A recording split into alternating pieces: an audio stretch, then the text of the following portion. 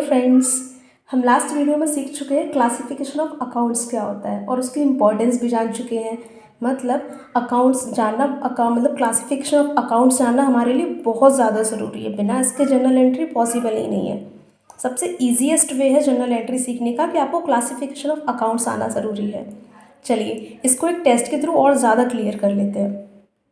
3 type के accounts हमने पढ़े थे, personal account, real account and nominal account. तो फर्स्ट है आपका कैपिटल। कैपिटल किस में जाएगा, पर्सनल अकाउंट में या रियल अकाउंट में या फिर नॉमिनल में? मैं आपको एक बार फिर से बता देती हूँ। पर्सनल अकाउंट्स वो होता है जिसमें किसी इंडिविजुअल का, फर्म का या फिर किसी ऑर्गेनाइजेशन का इनका अकाउंट आता है। रियल अकाउंट क्या होता है, हमारे ऐसी चीज़ें जिनको मनी में मेज़र करा जा सकता है और वो क्या है, प्रॉपर्टी है बिजनेस की। ठीक।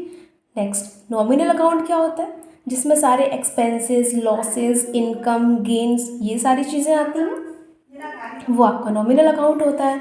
चलिए पढ़ते हैं आगे, टेस्ट की तरफ बढ़ते हैं। कैपिटल क्या है आपका, कैपिटल किस में जाएगा? कैपिटल देखो, कैपिटल शो कर रहा है उस पर्सन को जिसने बिजनेस में पैसा लगाया है, इसीलिए कैपिटल आपका पर्सनल अकाउंट हुआ। Next drawing. ड्राइंग क्या रिप्रेजेंट कर रहा है? अगेन उस इंसान को जिसने बिजनेस से पैसा निकाला है, मीन्स ओनर, तो इसलिए ये भी पर्सनल अकाउंट हुआ आपका। कैश पेड, कैश क्या है, बिजनेस की प्रॉपर्टी मीन्स असेट, तो वो क्या है, कैश पेड, वो बिजनेस से जा रहा है। ठीक, तो वो भी आपका रियल अकाउंट हुआ। कैश रिसीव्ड हो रहा है, वो भी आपका रियल अकाउंट है। कमीशन पे किया, कमीशन क्या है, खर्चा है हमारे लिए, तो इसलिए कमीशन आएगा आपका नॉमिनल अकाउंट में। Next bank. बैंक के बारे में हम पहले भी पढ़ चुके हैं।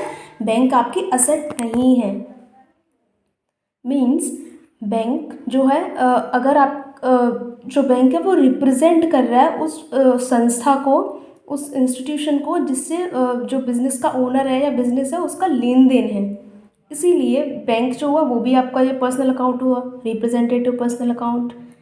Next bank overdraft.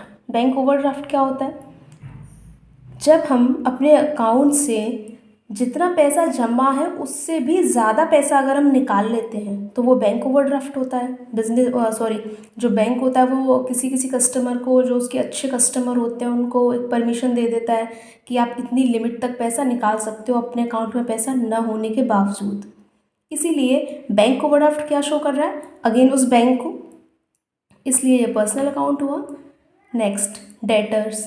डेटर्स क्या है, अगेन डेटर्स भी तो वो पर्सन है ना जिनसे बिजनेस का लेन देन है, मतलब जो हमें कुछ देंगे, तो इसलिए वो भी रिप्रेजेंटेटिव पर्सनल अकाउंट्स हुए। नेक्स्ट क्रेडिटर, सेम ऐसा ही है, क्रेडिटर भी हमें देंगे कुछ, ठीक है, और वो पर्सन है इसलिए क्या हुआ, पर्सनल अकाउंट। नेक्स्ट अच्छा, एक बार हम रूल भी रिवाइज कर लेते हैं। पर्सनल अकाउंट का रूल क्या होता था, debit the receiver and credit the giver, ठीक है। और रियल अकाउंट्स का रूल क्या होता था, debit what comes in and credit what goes out. Nominal accounts में क्या होता था, all expenses and losses are debit, all incomes and gains are credit.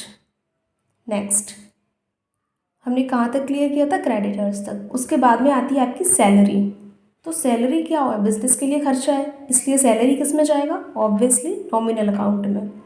Next salary outstanding. Salary तो है लेकिन वो कैसी है, आउटस्टैंडिंग, मतलब अभी हमें उसको पे करना है, तो पे करना है तो ये कुछ ग्रुप ऑफ पर्सन को ही रिप्रेजेंट कर रहा है कि उनको हमें भी देना है, इसीलिए सैलरी आउटस्टैंडिंग अकाउंट आपका पर्सनल अकाउंट के अंदर आता है।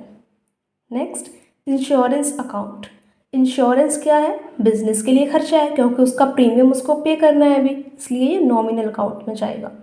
नेक्स्ट है insurance premium account, insurance prepaid account है, PRE का मतलब प्रीपेड है। तो इंश्योरेंस प्रीपेड अकाउंट देखो सेम ऐसे ही जैसे आउटस्टैंडिंग सैलरी थी ना, वैसे ही सेम इंश्योरेंस प्रीपेड मीन्स ऐसा इंश्योरेंस प्रीमियम जो हमने पहले ही पे कर रखा है, तो ये भी क्या रिप्रेजेंट कर रहा है, उस पर्सन को या उस संस्था को जिसको हमने पहले ही पे कर रखा है, इसीलिए ये आपका रिप्रेजेंटेटिव पर्सनल अकाउंट में आएगा।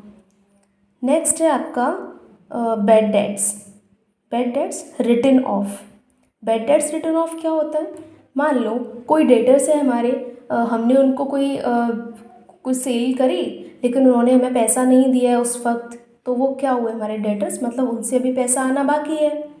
तो लेकिन कुछ डेटर्स ऐसे भी होते हैं जो पैसा नहीं देते हैं, या फिर अगर 100 रुपीज़ हैं तो 100 में से वो 50 दे रहे हैं तो 50 नहीं दे रहे हैं, तो वो भी बैड डेट्स के अंदर आते हैं आपके। तो बैड डेट्स बिजनेस के लिए क्या है, बिजनेस के लिए तो वो उसका लॉस ही है ना। तो लॉस किस में आता है आपका, नॉमिनल अकाउंट्स में। Next, bad debt recovered. ठीक है, बैड डेट आपके रिकवर्ड हुए हैं। तो बैड डेट आपके रिकवर्ड हुए हैं, तो पहले आपने उसको लॉस में दिखाया था कि ये लॉस है, लेकिन अब जो वो रिकवर हो रहे हैं तो वो आपके लिए फ़ायदा है ना बिजनेस के लिए। तो वो फिर से नॉमिनल अकाउंट के अंदर आएगा आपका। नेक्स्ट है फर्नीचर। फर्नीचर क्या होता है, इसकी वैल्यू आप इसमें मनी में मेज़र कर सकते हो, एंड ये क्या है, बिजनेस के लिए प्रॉपर्टी भी है, तो इसलिए ये रियल अकाउंट्स के अंदर आएगा। Next, cash. कैश भी प्रॉपर्टी है बिजनेस की, ये भी रियल अकाउंट्स के अंदर आएगा। गुडविल। गुडविल क्या है, वो भी बिजनेस की असेट है, इंटेंजिबल है लेकिन असेट है, तो वो भी रियल अकाउंट्स के अंदर आएगा। And patents. पेटेंट्स भी आपका रियल अकाउंट के अंदर आएगा। आई होप आपके सारे डाउट्स क्लियर हो गए होंगे। अगर कोई डाउट आपका अभी भी है तो आप कमेंट सेक्शन में जाके कमेंट कर सकते हैं। Thank you for watching.